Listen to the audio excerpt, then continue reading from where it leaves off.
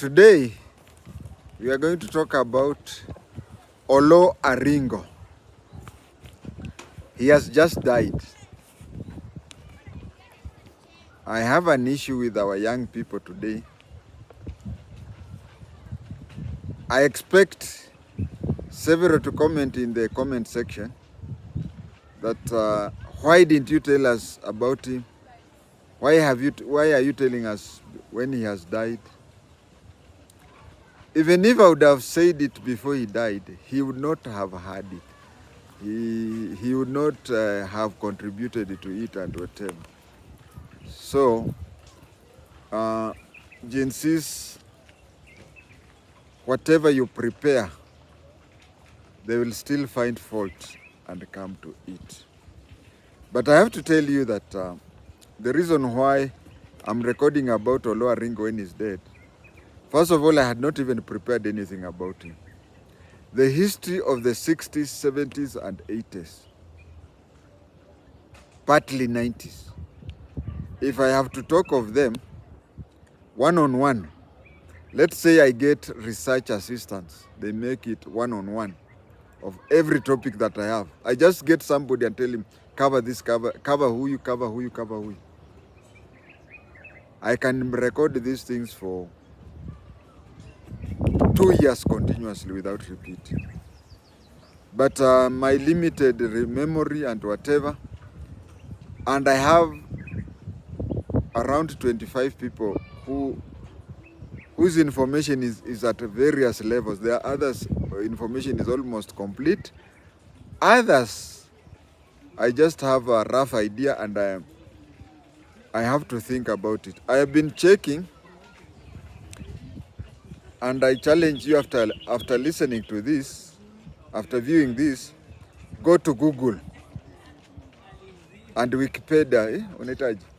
You'll find that the information that is there in the Google, the information in Google and Wikipedia is not even 20% of what you will get here.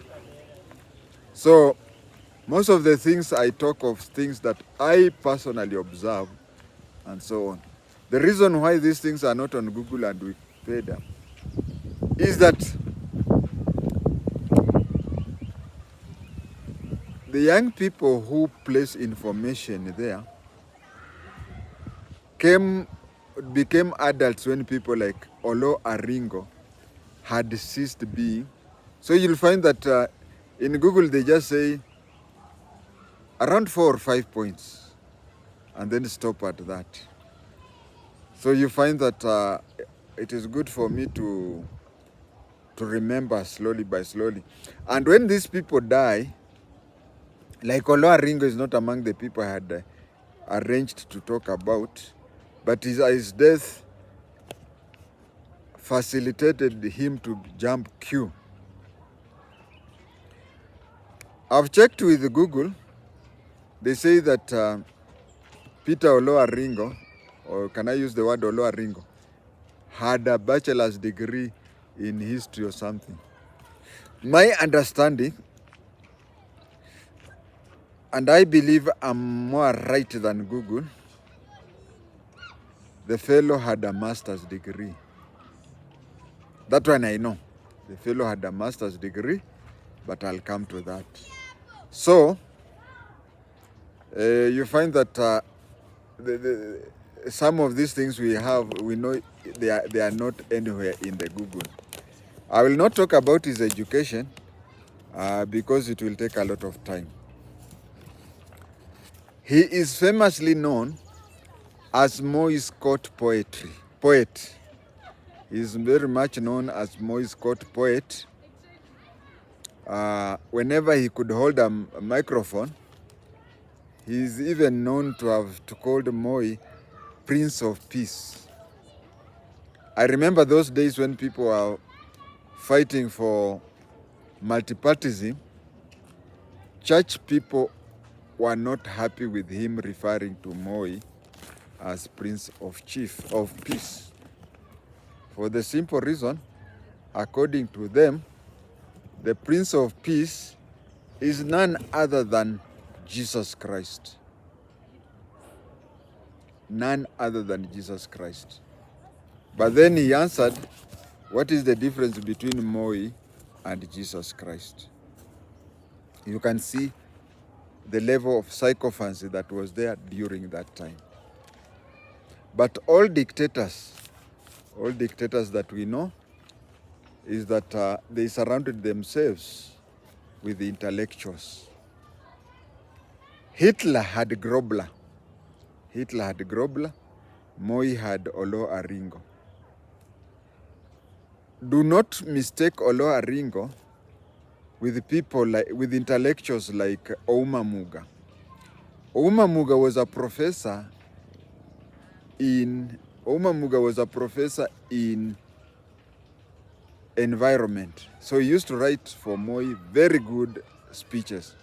And he used to write them in such a way that he would spend time with Moi in State House, telling him on how he could talk.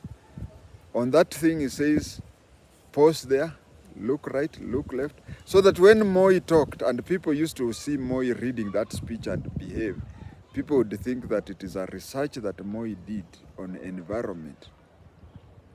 Moi even wrote a few books on philosophy, and the people used to think that Moi was a philosopher when people like Professor Mwanzi are the ones who wrote it for him.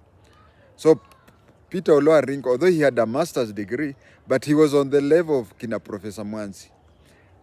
Intellectuals who used their intellectualism to pembeleza Moi. Peter Oloo Aringo was elected as MP for Alego Usonga the first time in 1974, and he was voted out in 1988. He was voted out in 1988 through the Mlolongo elections. How he was voted out during Mlolongo, I do not know, but I suspect that he may have been very close to Njonjo, because the 1988 Mlolongo election, most of the people who were being voted out were people. 1988 Mlolongo were people. No, he was not. I have to correct myself. Not Njonjo. Njonjo had already gone away by 1983. But in 1988, if you are not on good terms with the district commissioner, you would be voted out. This is the elections where somebody with a long line would be voted out, and a person with a short line would be elected. What the DC said is what was it. Then he went out. He was no longer an MP there until 1997. 1997 is when he was elected. Now he was elected on NDP, Raila's NDP. He stayed there until 2002. I met him once when I was in Eldoret. And that is why I say that I'm sure he has a master's degree. One of my juniors in Eldoret, it was in Sirikwa Hotel. One of my juniors was from his home area. This junior introduced me to him by telling him that I'm called Lando, and he assumed I was a Luo. So when we were at Sirikwa, they were talking in Luo, but most of the things they were talking were something because they came together, they came from the same village. So my not participating in it and staying there, he must have assumed that I was that way because of maybe the training as intelligence officers. And two, since whatever they were talking was about their home area, I could not comment on it. This fellow, there was a time when Moi went to Kisumu. Was it Kisumu or Siaya? And Moi talked bad. He talked bad about Luo tribe. He said publicly, Mjaluo ni mtu mjinga sana. Mjaluo ni mtu ambaye ananunuliwa kwa shilingi 20. Yeah, he had gone on to Nyanza The first meeting was in Kisumu, that is where he said so. And when he went to Siaya, you know, the next day he went to Siaya. Oloo Aringo was among the people who were giving speeches before the president. He said, mtukufu rais, hilo uliongea jana Kisumu, atumjaluo ni mtu mjinga sana ananunuliwa kwa shilingi 20. You are right, but not very right. Because mjaluo ananunuliwa na shilingi 5. And you could see how people are clapping, whatever. He was so much pro-Moi that together with Okiki Amayo, they became so bad. And you see, being bad, I think those are some of the reasons why in Luoland they became, majority of the people became so anti-government, because the Luos who were in the government thought that by trying to punish their own people, by castigating their own people, then they would please the president and they'll find favor with the president. That is what they used to think. So that is how he used to be. That is how he used to think that it would be that, and that is what he was saying. And then in 1988, as I said, in 1988, General Mlolongo, he lost this position. It went to somebody, I think he was called Samuel Atandi. It went to somebody called Samuel Atandi, who was there. Now came to how he regained in 1997. In 1992, multi-party elections, the Luo Nyanza were very much into Ford Kenya. The Luo Nyanza was into Ford Kenya until 1994, when Jaramogi died, and it was taken over by Wamalwa Kijana. When Wamalwa Kijana took over, Raila in February, Raila in March, between January, February and March, he was elected as the MP for Langata on an NDP party. NDP party, National Development Party. The National Development Party was started by Stephen Oloo. Now what happened is that Raila targeted NDP because his father had started another party before. After KPU, Jaramogi with Samuel Damwe, they had started a party which they called National Democratic Party, NDP. But since Kenya was a one-party state de jure, that party was not registered. So in 1996 there, Raila went for a party with the same initials as that of his father, NDP. But Stephen Oloo had started NDP. You see, Jaramogi's party was National Democratic Party, but this one was National Development Party. So that is how, that is the reason why he took the party. The party had offices in Hurlingham. I talked to Stephen Oloo.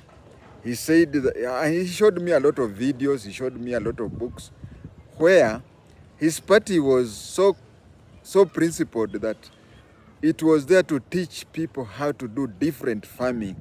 If it is fishing, how to take care of fishes.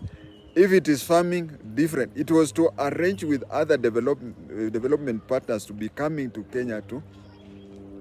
So when Raila could not continue with the Ford Kenya, he approached Oloo, and he approached Oloo with a special interest because of the initials of the party.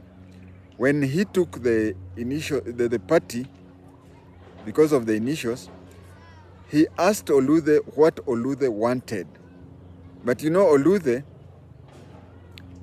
coming from Alego Usonga, knew about the Jaramogi family. So he told Raila that the thing he wanted was to be, he was asked if he would have wanted money. Of course, this is one of the few occasions when Raila is ready to part with money. So he was asked what he wanted. He said, the only thing I want is I want to be nominated and opposed as NDP candidate for Alego Usonga. Said, okay, fine. They went to Bomas of Kenya. When they went to Bomas of Kenya, the party was given to Raila free of charge. Oloo was not given anything. He was only promised that when it comes to Alego Usonga, he would be given the party free of charge. After everything had been given, all officials, the registrar of political parties had already registered new officials, kina Raila, kina nani. The first place Raila went was to go to Alego Usonga and tell the people of Alego Usonga, I post because I know you expect me to say, he was telling them that vote for Stephen Oloo and opposed. No, he went there and said, vote for Oloo Aringo and opposed. So when the party nomination came, Oloo was a distant fourth or fifth, somewhere there. Oloo came back to Nairobi. When he came back to Nairobi, he started another party called EIP, Economic Independent Party, which was just exactly like the other one, because the intention is to empower people economically through farming, through fishing, through other industries, small industries. So Gen Z are the second people to have noticed how Raila is. And then, but then, even though we can say that, but as I said, Peter Oloo Aringo had an history of knowing how to massage your ego. And that is how he was elected in 1997 as the MP for Alego Usonga. I'm a Luhya. Luhya, we have a very bad habit that even if Hitler was to be alive today, sorry, I have a cold. If Hitler was to be alive today and he died, we'd say, that is an angel. Oloo Aringo is not a good man. Thank you.